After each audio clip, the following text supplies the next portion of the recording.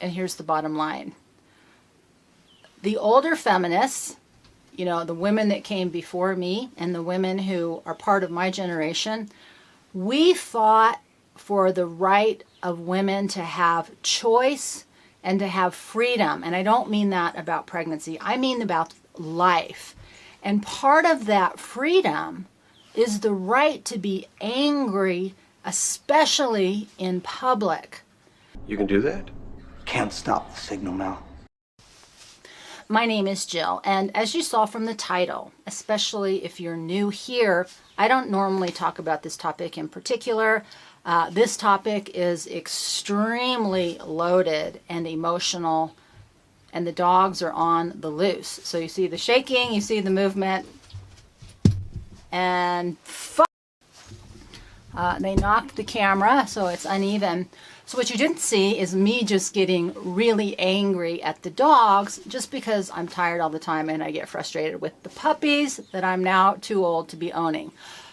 But deep breath, let's just start again. And that's sort of the whole point. I have the freedom to be angry. Now, it's one thing to be angry at home, but what really struck me about this topic, as I've been having, this conversation out loud for hours now, trying to figure out how to bottom line it for this video, and here's the bottom line. The older feminists, the women that came before me and the women who are part of my generation, we fought for the right of women to have choice and to have freedom. And I don't mean that about pregnancy. I mean about life. And part of that freedom is the right to be angry, especially in public. Because if you're a young woman, you don't remember what happened if you as a woman became angry in public. You were shamed, you were shunned. If you were at home, you might have the crap beaten out of you. We as women have had very little time in our history where we have had permission to even be angry. And so you got to love the irony behind now young women being angry because they have the freedom to do so with infinite choices, which is what we fought for, because now they have the choices to do anything they want and they're pissed off about the outcome of those choices.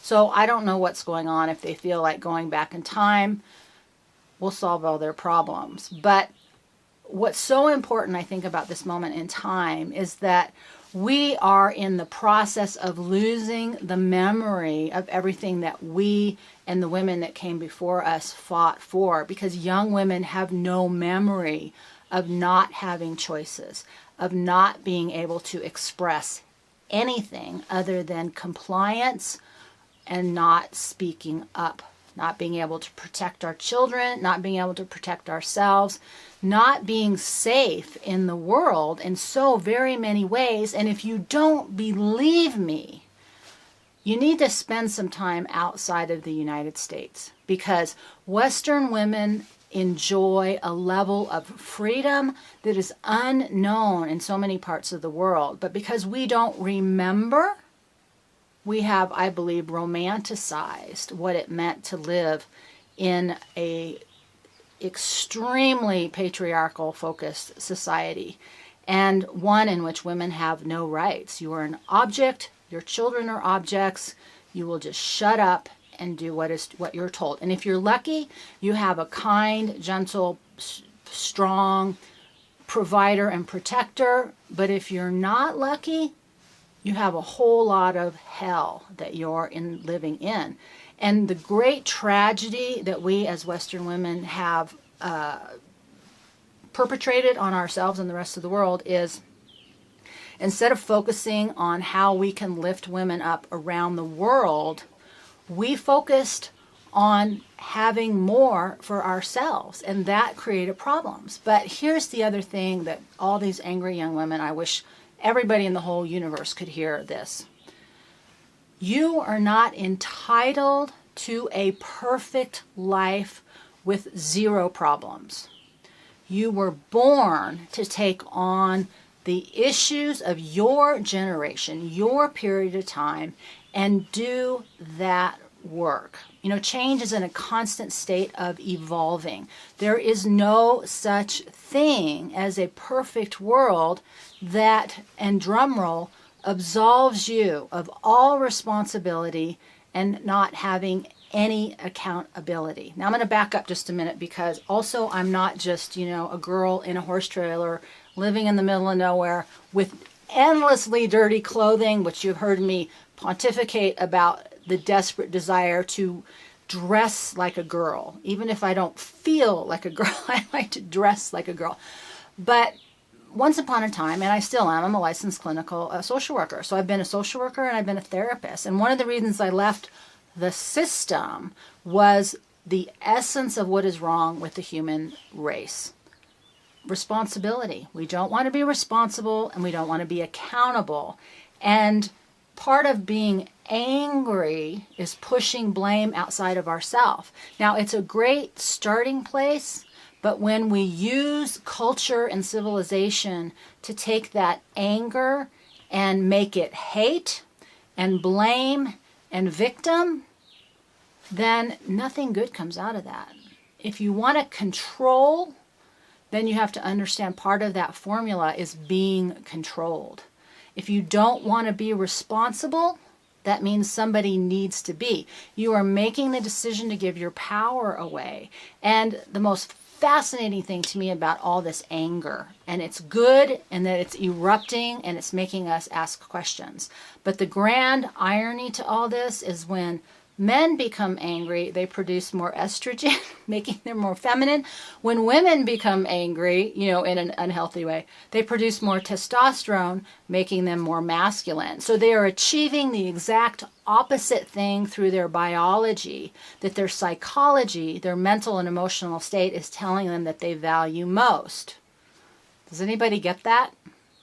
So the reason I wanted to talk about this is that once upon a time, and very long time ago, that was sort of the mission, was really to talk about what it meant to be feminine and what real power meant.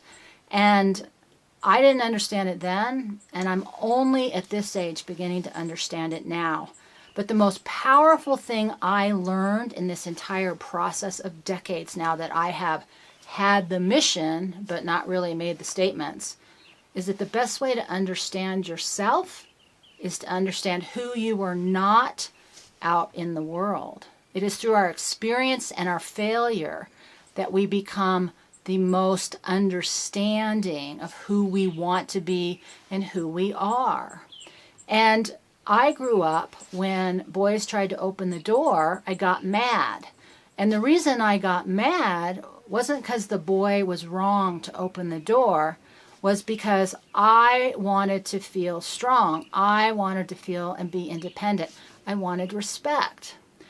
And it was only after decades did I understand that that boy or that man was trying to show me respect. And that's what life is. Life is a process of learning. And probably one of the greatest mistakes we as women have made in this change, this shift, is that we have not taken the time to understand what to do with our anger.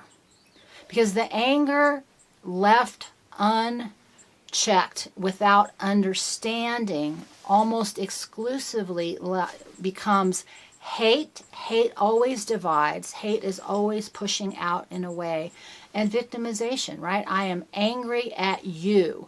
Or I am angry at myself, becomes depression, becomes anxiety, becomes helplessness. Anger never works out as a long-term energy. And we, as civilization, have not found a healthy, constructive way to deal with anger. Instead of deciding that when we're angry, we're right, and in order to be right, I have to make you wrong. And if you're wrong and I'm right, now I feel safe. Now I feel justified. And now I don't have to be responsible. I can blame you.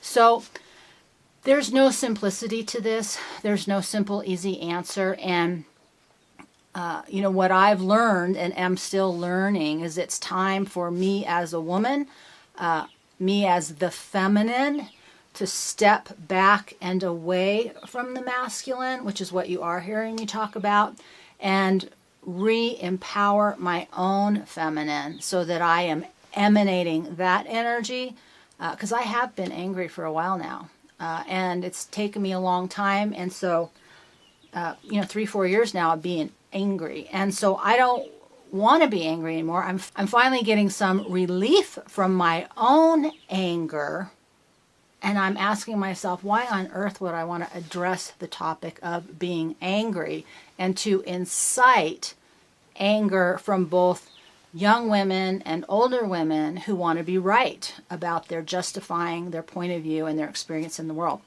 And I don't need to be right. I'm only asking us each to shift, seeking to understand why we're angry and what we are responsible for and how we can be accountable in our chunk of time, because again, we didn't come in the world. We're not entitled to a perfect life where the whole world creates itself to accommodate whatever special needs we have. Our body is perfect and beautiful and healthy, and I am not responsible. I don't need to be accountable. And all those people that want responsibility and power are going to take care of me because that's just what they're there for. That is not why we're here in the world. We are not here in the world to have a perfect life, a perfect body, in a perfect world, and just pop out of the womb into that perfection, float through a perfect life as that perfection, and then exit the world exactly the same as we came into it, perfect. And that's just growing up. That is not waking up, because waking up to truth is one thing. That is growing up, and we do not teach our children to grow up because nobody taught us to. And that's not anything I'm angry about. And I don't blame, because just, thinking back, for those of you who are, over 50, we remember how much change and how much came at us. What the amount of change that has occurred in the last 50 years is more than can be processed and understood in its long-term effect than was even realistic or possible. Things used to stay the same for thousands of years, and change was tiny and incremental. And now the degree and the capacity and the amount of change that's coming at all of us with such intensity, fury, and speed, right? This is the wired for danger. We're either fighting it, lunging at it, we're running away from it to hide, or we're freezing up and collapsing in the face of it. We're all here for a different purpose. We're all here to learn a unique lesson. But nobody learns anything without the experience of both wanted and unwanted, and the capacity to want to understand that experience so that we can learn, not impose all these rigid rules of righteousness, create a tiny box to feel safe in, and making everybody around us wrong. It just doesn't work that way. It's what we do. It's not why we're here. And so I want to be part of the conversation that says, I'm not going to blame, I don't need to be angry, and I certainly don't need to be right. I do want to understand. Nobody is right about everything. Nobody understands everything, but I am making the decision to move to my side of the aisle, to walk on my side of the road, because I can't be responsible for what men and what they want to do with their masculinity. I love men, I love their masculine energy, and I love strong men, but I can't do anything for them but clean up my side of the road. And so you're seeing me shift back to my side of the road because I've spent years and decades trying to understand everything I am not. And now I have a much better understanding of everything that I am.